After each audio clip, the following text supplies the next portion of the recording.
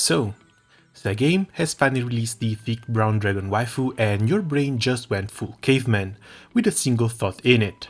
Smash!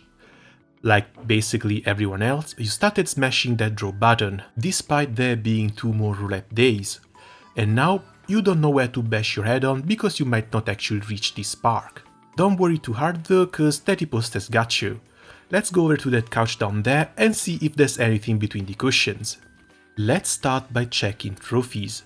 Many of these bring between 10, 30 and 50 crystals, and there are some that will be pretty easy to do. After the main quest ones, the free quest trophies come on top of the actual first clear rewards, and just looking around the map for those red bubbles is going to be a pretty fast way to rake crystals up. If you don't know where a mission is, like this clear fleeting beauty within 5 turns, you can go look up the enemy's name on the wiki, and not only it will tell you which chapter it's on, it will even have a link to make you start it.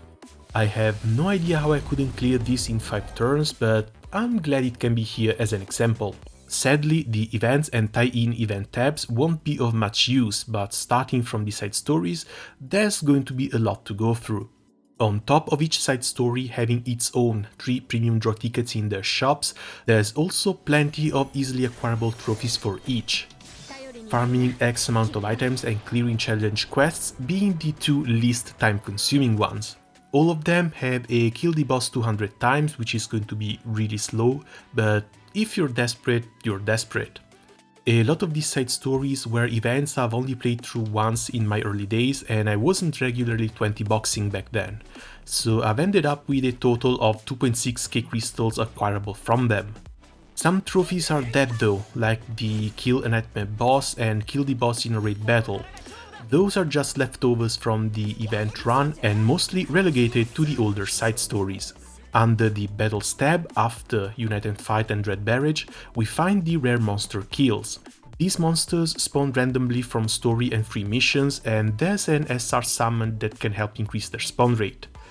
Still, they go up to 50 kills each, and attempting to farm these crystals is going to be another pretty slow endeavor. A little less slow is going to be the raid kills. If you don't have them already, you can try and join them from Twitter. Even just one punching them is going to count towards the trophy. It looks like I still have quite a few of these left. On top of one punching, the Exalted Wings series of trophies comes directly with a premium draw ticket. The raids start with Rose Queen and the 4-star difficulty ones, and all you need for them is a solo clear with no potions used. The second part of the Exalted Wings series is a little bit harder since it requires solo clears for the Melis raids, but with a bit of patience they're still doable. Next up are the showdowns. The nightmare difficulties for these might be gone, but the lower level fights have been made permanently available and they're pretty easy clears too. The special quest one are another type of trophy that's going to be extremely time consuming. A few of these are even going to go away as the quests themselves would be merged into one around the anniversary time.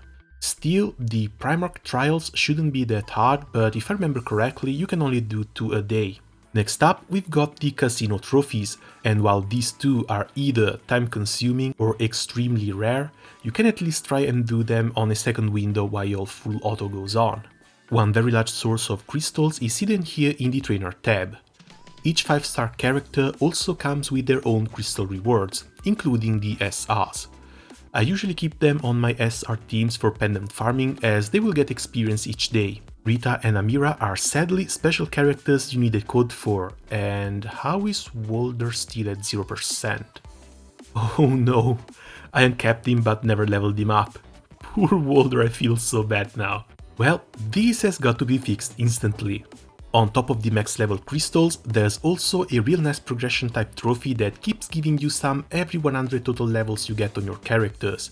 I've been leveling up all my Rs and SRs for those, and I would strongly suggest you do the same. The next tab is for Sandbox, which I should really try and go back to. On top of boss kills, there's also trophies for uncapping the weapons, but these just take too much farm to try and get just for crystals. Now, if you are an acute observer of the obvious, you surely notice the town arrow on the right side of your home screen. Clicking it leads to an exploration screen with 4 shiny points in it. The first time you get there, these are golden and will give you some materials for clicking on them. Once you've clicked on one, it'll turn blue. After you turn all 4 blue, there's a secret minigame that will reward you with crystals or premium draw tickets if you get it right. Just head over to the wiki and follow the instructions for them. Even I was missing a few, and for some reason they went crazy with one of them. One last source of crystals is going to be the shrimp from the Premium Friday missions. I'm trying to hold on to these as much as humanly possible. I would want to only use them in case of an emergency. Alright then, I guess that's all of them. Remember to also finish the winter missions as well as the weekly ones for a few more. For now, that's going to be it for me for the moment. I'm going back to try and not think about Fediel, else I wouldn't end up pulling my hands off too. As always, thanks a lot for watching and good luck with your rolls. Ciao!